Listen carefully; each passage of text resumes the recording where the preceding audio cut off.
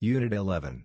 Homeschooling. Homeschooling is getting more and more popular as parents and guardians find ways to substitute traditional educational institutions run privately or by government. For whatever that reason may be, careful consideration must be taken before embarking on this huge step in changing how your children get taught. Do your own research. This point cannot be overstated. Go online, check out YouTubers who are already homeschooling, read up on it, find out how you want to approach this challenge with your children who will now also become your students.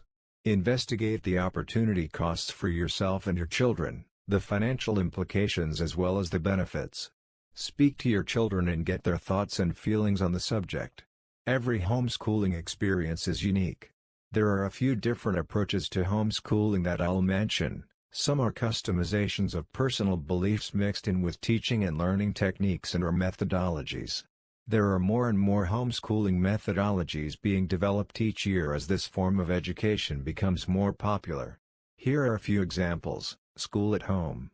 The school-at-home approach offers a similar experience to public or private schools, but within one's home. Households can construct a designated school space with supplies such as bulletin boards, chalkboards and dry erase boards. This is the most organized of the 7 styles, involving a timetable that corresponds to standard school hours and holiday breaks. Furthermore, households may opt for an online public school platform to ensure students stay on par with their peers in regards to state testing requirements. University model homeschool. The university model is more structured than educational philosophy and more like a hybrid homeschool.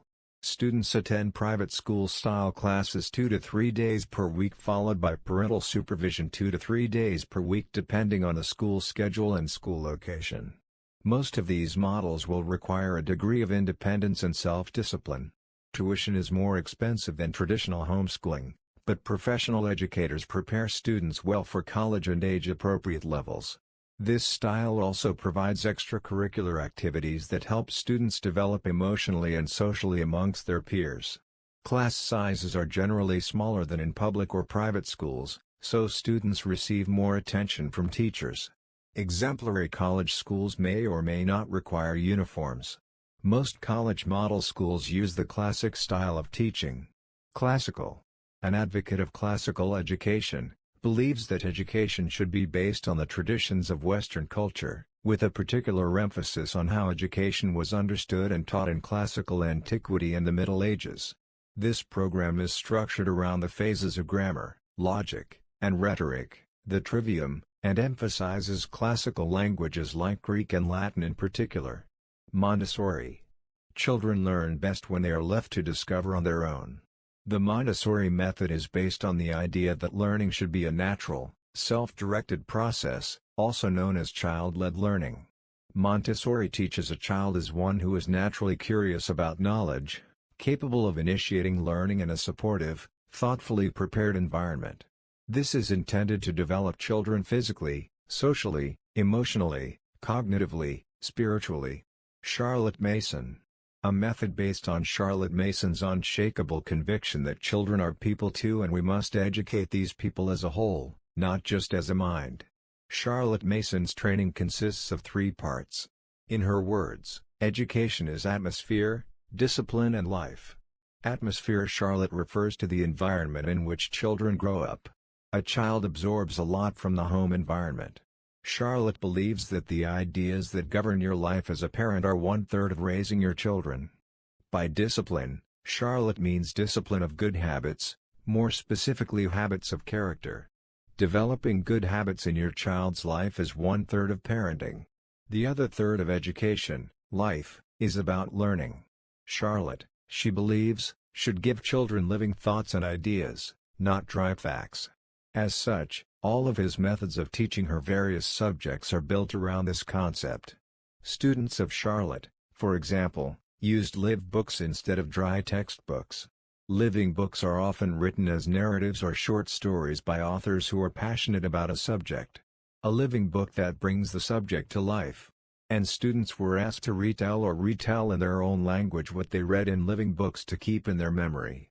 Eclectic approach. By combining various curricula and methods, one can take an eclectic approach that picks out elements from different programs. With this flexible option, families can tailor a curriculum to their child's specific needs. For example, they may use hands-on unit studies combined with a textbook for math while still adhering to the appropriate grade level. This synthesis of resources helps parents create an individualized learning plan. Waldorf schooling. Waldorf's educational philosophy dates back to the early 1900s with Rudolf Steiner. He believed that a child's development could be divided into 3 stages, each approximately 7 years in length. He suggested, kindergarten education should focus on imaginative play and active, hands-on learning. Primary education is a time that introduces academic instruction while teaching students to develop their imaginations and regulate their emotions. Secondary education should focus on critical thinking, empathy and community service. Unit studies. It's a fun, inexpensive, and a flexible approach that the whole family can participate in. A subject that interests children is used and studied from different angles, thus combining all subjects such as languages, history, science, music, art, etc.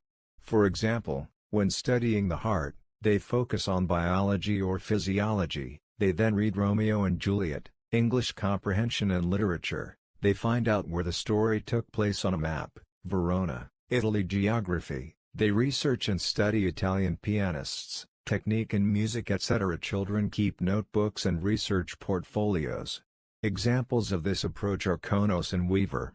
It should also be noted that the Finnish education system, considered one of the best in the world, is moving away from subjects and towards something similar called phenomenon-based learning or Pheno-BL. Unschooling. A program that focuses on the interests of the individual, emphasizing learning outside the traditional classroom setting, is known as natural learning, experience-based learning or independent learning. Unschooling homes allow children to pursue their own interests without a set curriculum. The world itself is seen as a classroom, with parents offering a rich selection of resources, such as books and experiences, to encourage their kids' questions and curiosities. Those who advocate this form of education trust in the child's ability to direct their own learning journey. John Holt and Sagata Mitra believed that children are natural learners, so they did not require any study that the child did not want to do. I mention these approaches because they are out there, and as a homeschooler you should probably know about them as a frame of reference or a starting point for your own vision for educating in the home. I think it would be of benefit to you as a future homeschooler to research various homeschooling trains of thought to find what methodologies, techniques, disciplines, resources are of educational value, as well as which personal values resonate with you as a parent, student, lifelong learner and now an educator.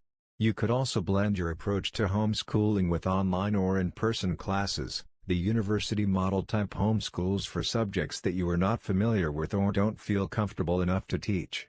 This would free up your time, give your children more specialized learning opportunities, and in the case of the university model, some in-person opportunities for social development. Think carefully before adopting any homeschooling approach, including your own. Consider your children's long-term goals, their interests, whether the learning objectives will lead to a formal qualification. Also consider yourself in terms of what kind of an educator you want to become, as well as the values, attitudes, skills and knowledge you want to impart on your children. Please hit the subscribe button for more updates. Thanks for watching this video. More updates. Thanks for watching this